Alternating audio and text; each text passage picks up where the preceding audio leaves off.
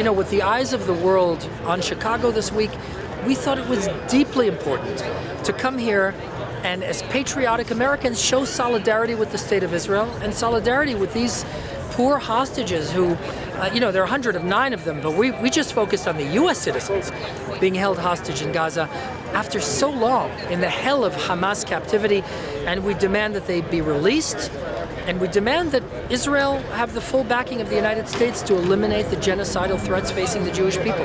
That is Israel's inalienable right, and we are here to stand unequivocally on that message of support for Israel's fight for its own defense, but really its fight for Western values. Being here in Chicago for the DNC, what would be your message to Vice President Harris, who's obviously running for president? Right. The message is that, support for Israel must always be bipartisan, because support for Israel and the Jewish people is an American value. And that's really the message here. We're here as Americans to say, look, no matter who leads our country, we have certain expectations and certain demands of our government.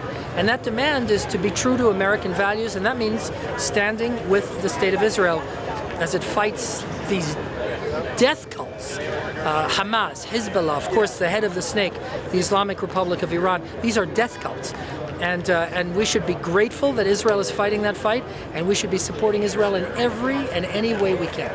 Lastly, what would be your message to, I'm sure you saw demonstrations yesterday. There were people marching on the DNC talking about from the river to the sea and this sort of thing. What would be your message to those demonstrators who consider themselves pro-Palestine? Yeah, so they're not pro-Palestinian because they never demonstrate for Palestinian rights when Palestinians are being murdered by Hamas or by the PA or by Syria or by anyone else. They're not pro-Palestinian, they're anti-Israel. And look, they have a First Amendment right to hate Israel and to hate America. They show their hatred of America when they burn American flags, which they've done in our nation's capital.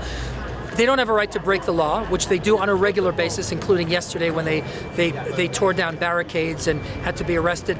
But you know what? We also have a First Amendment right. We patriotic Americans who represent the prevailing view in the United States, which is to stand with Israel, we also have a First Amendment right. And the American public watching this important moment in American history, a major party convention, needs to know that all that noise, the hatred, the anti-Semitism, the flag burning, the vitriol, that represents a small fringe of the American population. We represent American values and the vast majority of Americans who are philo-Semitic and pro-Israel.